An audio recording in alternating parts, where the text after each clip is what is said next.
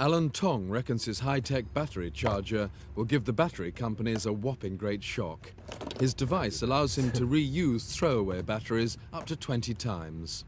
The 21-year-old electronics graduate is now getting up to 3 calls a day from companies wanting to manufacture his money saver.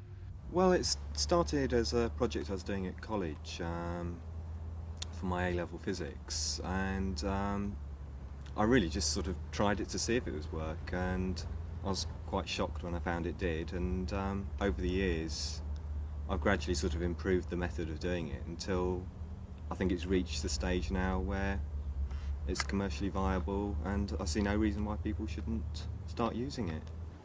150 million batteries are thrown away in Britain each year. They contain poisonous metals like zinc, magnesium and lead. If Alan Tong's device really works, it could spark off a recession in the battery business, cutting sales to 15 million a year or less. But Duracell, one of Britain's biggest battery makers, say that the recharger has been tried before, is dangerous and doesn't work properly. There are plenty of devices around where people claim they can recharge primary batteries. It is technically feasible to do that, but it is unsafe also. He says it isn't unsafe, in his experience it isn't unsafe, and he's worked out a system which he reckons is totally safe. Well, you don't have to listen to battery manufacturers. If you look at the international standards that are in existence, all of those warn against trying to charge primary batteries. Alan Tong says his box of tricks could help preserve the environment by reducing the millions of toxic batteries thrown away each year.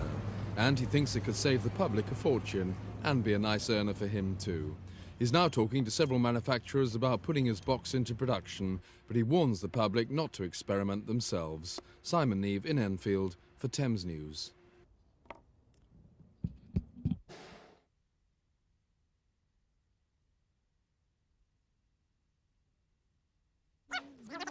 The idea that this might work. Well, well,